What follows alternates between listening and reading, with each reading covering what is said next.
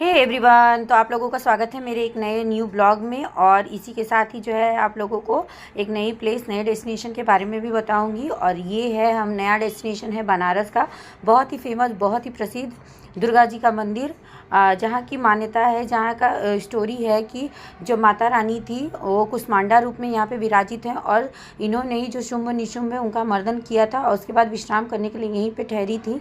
तो ये इसीलिए यहाँ का ये बहुत जागता और बहुत फेमस मंदिर है। ये बोलते हैं कि माता रानी यहाँ पे स्वयंभू विराजित हैं। और यहाँ पे जो है कि मेला वगैरह भी लगता है, साल में एक बार लगता है और मेला भी बहुत भव्य होता है। तो हम लोग पहुँच चुके थे सुबह सुबह मॉर्निंग के टाइम में यहाँ पे दर्शन करने के लिए। और आप लोग भी मेरे साथ इस बहुत ही फेमस और प्रसिद्ध मंदिर के दर्शन करिए। और ये देखिए, इसका ये पूरा यहाँ का सामने का ये व्यू है। और यहाँ पे आपको ईजिली सारी चीज़ें आपको मिल जाएंगी, जो आप जानते हो ना कि अड़हुल, या तो आप जैसे गुड़हल, और जो उसका मेन फूल होता है माता रानी को चढ़ाने का, वो भी यहाँ पे बहुत तायत में मिलता है। तो यहाँ पे हम लोगों को सारा सामान वगैरह हम लोगों ने लिया था, नारियल ली थी, माला ली थी और सारा सामग्री जो भी पूजा में चढ़ता है वो लिया था। और यहाँ पे काल भैरव भी विराजित हैं। आप जहाँ भी देखोगे ना, दुर्गा जी का मंदिर है या चाहे वैष्णो देवी हो, चाहे आप कहीं पे भी जाके देखो, तो आपको वहाँ पे काल भैरव का मंदिर जो है कि ज़रूर मिलेगा। क्योंकि बोलते हैं ना कि जहाँ माता रानी वहाँ काल भैरव, और काल भैरव के जब आप पूजा करते हैं तो ही माता रानी के पूजा का पूरा फल मिलता है, ऐसा आशीर्वाद था काल भैरव को। और ये देखो, मैं पहुंच चुकी हूँ और इतना व्यू प्यारा और सुंदर लग रहा था। ये थोड़ा ठंडी के टाइम का वीडियो है मेरा, जिसको मैं थोड़ा सा लेट पोस्ट कर रही हूँ। तो उस समय हल्की हल्की गुलाबी ठंडी थी और बहुत ही अच्छा फील हो रहा था। और ये देखो, मेन मंदिर है, माता रानी का मुख्य द्वार है। सुबह जाने से आप लोगों को भीड़ थोड़ी कम मिलेगी, तो ये बहुत ज़्यादा ही अच्छा रहता है। और जो कुंड है ना, ये बहुत ही फेमस, बहुत ही अच्छा था, लेकिन इसको फव्वारे के रूप में पहले बनाया गया और बाद में उसका रूप ही बिगाड़ दिया गया है। और यहाँ से फूल माला वगैरह हम लोगों ने ले लिया था अच्छे से। और उसके बाद मेन मंदिर में प्रवेश कर रहे हैं और ये मंदिर के अंदर हम लोग आ चुके हैं। और यहाँ पे हम लोग दर्शन करने जा रहे हैं, क्योंकि भाई कुछ भी अच्छा करो तो यहाँ पे जाके दर्शन ज़रूर करना चाहिए। माता रानी का ब्लेसिंग ज़रूर मिलता है। मैं तो बनारस की हूँ, तो मेरी जब शादी हुई थी तो शादी का जो कार्ड था ना पहला, वो भी मैं यहाँ लेके आई थी चढ़ाने के लिए। बोलते हैं कि माता रानी का आशीर्वाद मिलता है, ऐसा बोलते हैं। तो देखो, हम लोग लाइन में अच्छे से लग चुके हैं दर्शन करने के लिए। और आप लोग भी हमारे साथ दर्शन करो। अब माता रानी करे आप लोगों की भी मनोकामना अवश्य पूर्ण हो।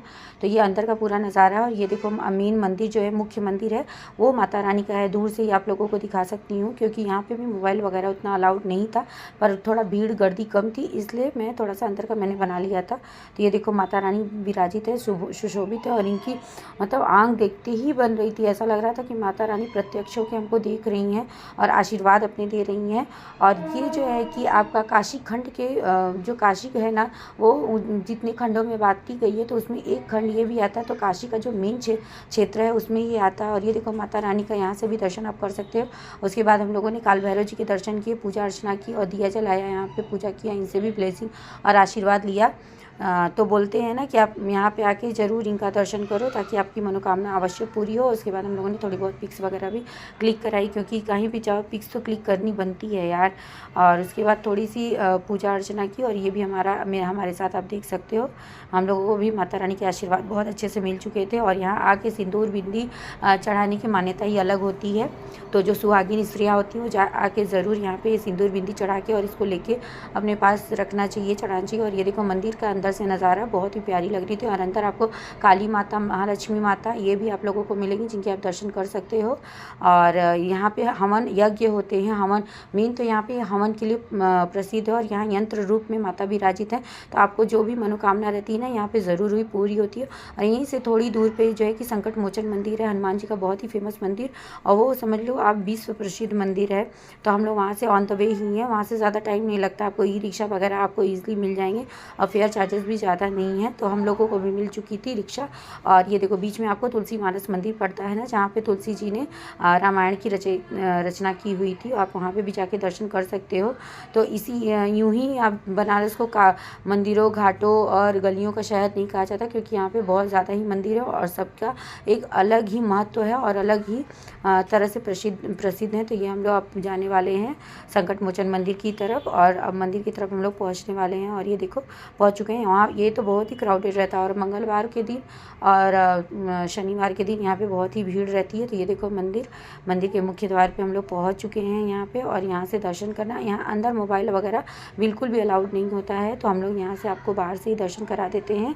जय सिया राम, जय हनुमान जी की।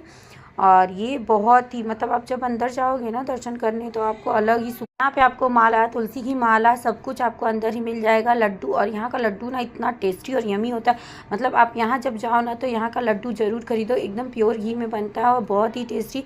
और इतना अच्छा लड्डू आपको कहीं पे भी नहीं मिलेगा। अभी तो लाल पेड़ा भी मिलने लगा है, पर हमको बेसिकली लड्डू बहुत पसंद है। उसके बाद हम लोग पहुँच चुके थे विश्वनाथ जी के दर्शन करने के लिए, और ये हम लोग गंगा द्वार की तरफ से जा रहे हैं, क्योंकि अभी 4 द्वार बन चुके हैं आप लोगों के। पहले तो 2 तरफ से हमको चौक के रास्ते से और गोदौलिया के रास्ते से दर्शन होता था, लेकिन अभी 4 द्वार बन चुके हैं। और ये काशी जी का गंगा द्वार है, मेन मुख्य द्वार है, और पूरा डेकोरेशन हुआ था क्योंकि 3 साल इनके पूरे हो चुके थे इस कॉरिडोर को बने हुए। तो यहाँ पे सजावट वगैरह भी बहुत थी, मेयर भी आई हुई थी उस दिन थोड़ा पूजा अर्चना ये सब करने के लिए। और यहाँ पे देखो LCD TV भी लग गई, जिससे आप रास्ते चलते भी विश्वनाथ जी के लाइव दर्शन कर सकते हो। आप लोग भी मेरे साथ दर्शन करो। और यहाँ पे सिक्योरिटी वगैरह बहुत अच्छी रहती है। और ये देखो हम लोग अंदर की तरफ पहुँच चुके थे। विश्वनाथ जी में बिल्कुल भी कैमरा अलाउड नहीं होता है, तो हम लोग दर्शन करके बाहर की तरफ आ रहे थे। और उसके बाद आप लोग यहाँ से ये इनके लाइव दर्शन कर सकते हो, कैसे इनका अभिषेक किया जाता है। तो बहुत ही अच्छा यहाँ पे होता है दर्शन। और भीड़ भी अब तो बहुत ज़्यादा, पहले इतनी नहीं रहती थी, पर अब तो बहुत ही ज़्यादा रहती है भाई। मतलब बहुत टाइम, मतलब आप एक बार सोच के चलो तो आपको 5 से 6 घंटे आराम से लग जाएंगे। और जो लोग टिकट भी बुक करना चाहते हैं उनके लिए ऑनलाइन पोर्टल वगैरह है।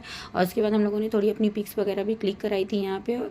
और उसके बाद ये देखो त्रिशूल है, त्रिशूल के भी दर्शन की बहुत ज़्यादा मान्यता है भोलेनाथ की। और ये देखो ये पूरा यहाँ की फूल मंडी 4 चौराहा है। 4 चौराहा इन द सेंस कि आप एक तरफ से गंगा जी के द्वार जा सकते हैं, एक तरफ से मणिकर्णिका घाट जा सकते हैं, एक तरफ से काल भैरव जा सकते हो, और एक तरफ से आप काशी विश्वनाथ जी के दर्शन कर सकते हो। और ये फूल वगैरह सब मिलता है।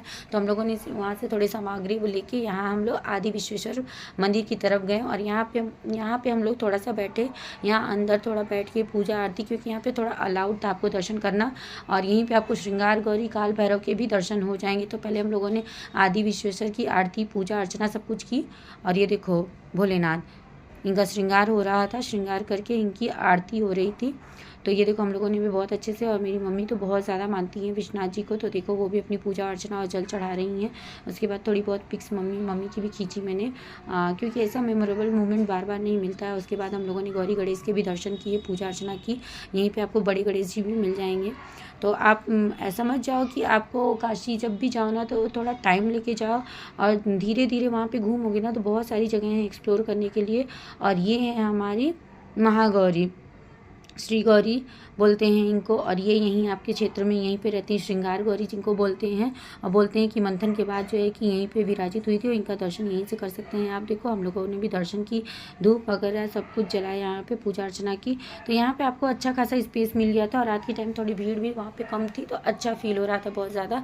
और उसके बाद फिर हम लोग पहुँच गए थे आगे, बाहर की तरफ से हम लोगों ने थोड़ा दर्शन वगैरह किया, माता रानी को फूल वगैरह चढ़ाया, क्योंकि मतलब मंदिर की मूर्तियाँ ख़राब ना हो इसलिए वहाँ पर लॉक लगा हुआ था। और ये देखो ये हैं काशी करवट, बोलते हैं कि ये आदि विश्वेश्वर की रक्षा करते हैं। तो ये यहाँ पे काशी करवट है, काल भैरव हैं, गणेश जी हैं। आप सभी के दर्शन बारी बारी से कर सकते हो, और जो भी मनोकामना हो मांग सकते हो।